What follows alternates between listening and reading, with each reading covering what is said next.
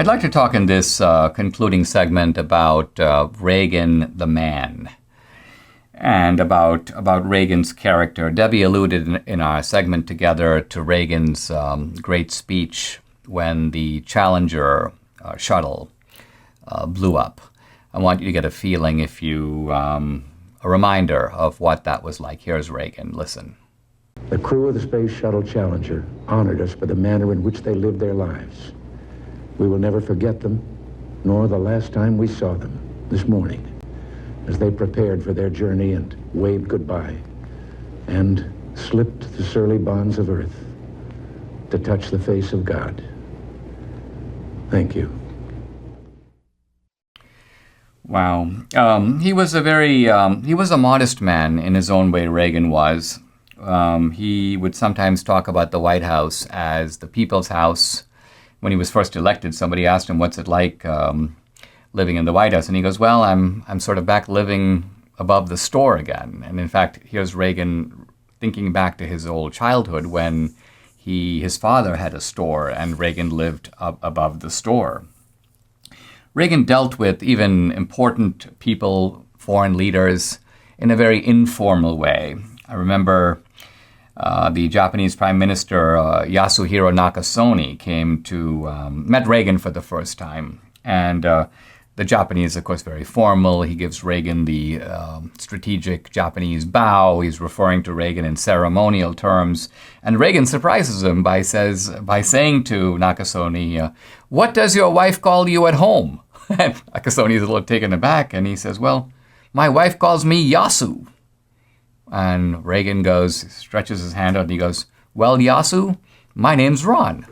And you see here the almost goofy over-familiarity of Reagan, but foreign leaders, and this includes people who were not necessarily fans of Reagan at the beginning, Mitterrand, for example, the socialist prime minister of France, they all became super fans of Reagan. Later, Mitterrand would say Reagan has a kind of primal power, like a rock in the Morvan. I mean, this is a French socialist, think about it, and a cultural snob, nevertheless deferring to Reagan's, as he saw it, almost primal influence and power.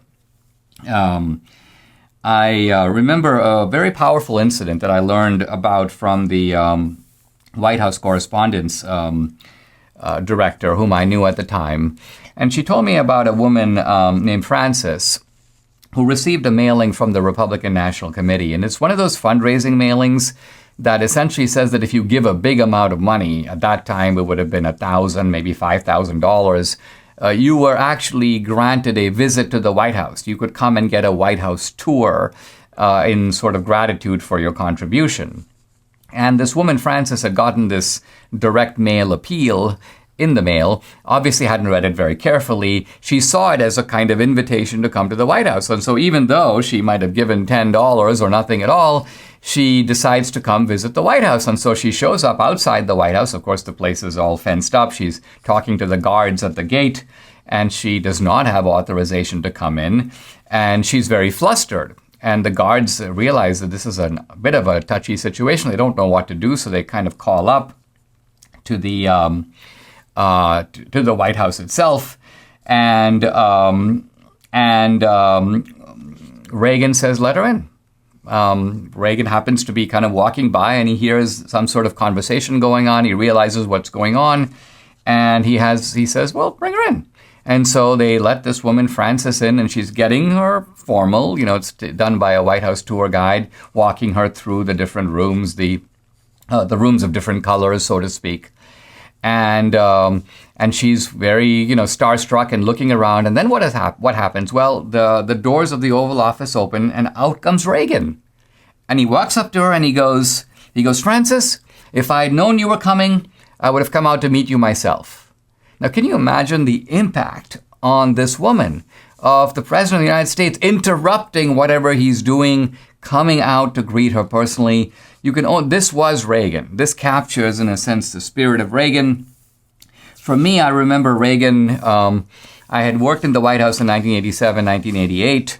Not a very long time, just a little bit over a year. And then I left at the very end. I joined the George H.W. Bush campaign. And after that, went to the American Enterprise Institute. But I did attend the kind of farewell party that Reagan had when he was leaving. And I remember about 40 of us Reaganites standing around Reagan. And I remember Reagan saying this, and I quote this in my book, so I'm reading from it now. He said, "We have had a revolution, and the revolution has been a success." Reagan went on to list some of the data and talk about how the world had changed, how the economy had changed. And then it's so classic. Reagan goes, all in all, he goes, "Not bad for a fellow who couldn't get his facts straight and worked 4 hours a day." Reagan making a joke here about the fact that people said he was lazy, showed up, to the office at 10, left at 4, and so on. Claire Bootloose, a great American diplomat, once said that history will remember every president by only one line. So Washington was the father of the country. Lincoln freed the slaves. It's kind of interesting to think about. Well, I mean, you and I could think about how Obama is going to be remembered. I'll leave that one for the moment. But how will Reagan be remembered? Margaret Thatcher, I think, gave a pretty good first draft at history when she said he'll be remembered as he won the Cold War without firing a shot. And I think he did that. He did do that. But I think he also restored the American economy, and he restored the American spirit. And the battle that Reagan fought against collectivism, which he won in his time, arresting the growth and spread of collectivism probably for 30 to 40 years. But collectivism is now back. What is the left trying to do if not collectivize the economy, collectivize the culture, collectivize our minds, stamp out our individuality, and put us into worshipful subordination to the state? It's an old serpent. It's an old enemy. Reagan successfully fought it. And if we adopt some of the same Reaganite spirit while recognizing we live in different circumstances, then we too, here now, inspired by Reagan, can fight the second round, the new battle against collectivism, and once again prevail.